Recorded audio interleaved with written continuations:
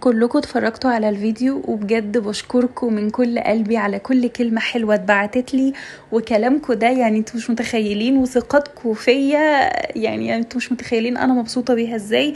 وان شاء الله ربنا يعني يقدرني وابقى عند حسن ظنكم كده دايما. بقاله فترة حوار الترند بتاع اللانشون اللي بالجيلاتين ده، وانا اشوف النتيجة واقول واو لا ده خطير، ده انا لازم اجربه وانزل لهم الوصفة. فبجد بجد يعني انا مجربه الوصفه، انا كنت مقتنعه بقى ان هي تطلع تحفه. وبصوا خصوصا لغايه ما وصلت للمرحله دي اللي هي القالب كله نزل على بعضه وكده، انا حسيت ان شكله ايه ده شكله تحفه يعني متماسك ومعرفش ايه وخطير.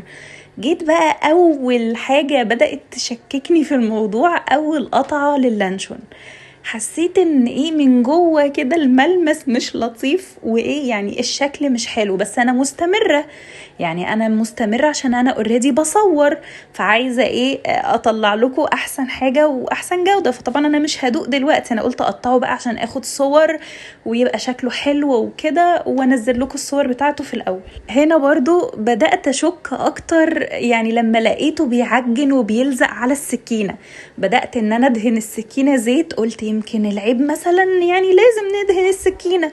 فقلت خلاص مفيش مشكلة، دهنت السكينة زيت، بس برضو لقيت نفس النتيجة. يعني شايفين حتى القوام مش راضي يبقى ارفع من كده، بيعجن في بعضه ويلزق في بعضه.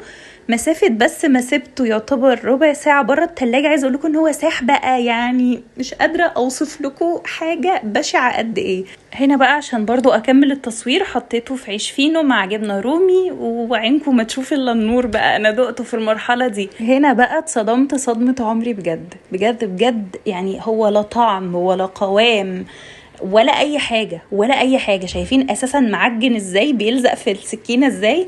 هنا انا بقى قلت لا انا مش هرميه، يعني انا قعدت اقول طب ليه بتقولوا على وصفة حلوة وروعة واو، يعني لمجرد ان احنا بس نطلع ترند. متخيلة بقى انا دلوقتي منظري وانا واحدة من الناس، واكيد في ملايين غيري جربوا اللانشون بالطريقة دي وبرضو اتصدموا نفس الصدمة اللي انا جربتها. يعني المهم بقى ان انا قلت ايه، انا مش هرميه، حطيته في بيض ودقيق وبقسماط وسبته يجمد شوية في الفريزر، بعدين حمرته. عايزه اقول لكم ان هو ما اتاكلش برضو، طعمه وحش جدا يا جماعة، ما حدش يجربه اصلا وما حدش يتعب نفسه.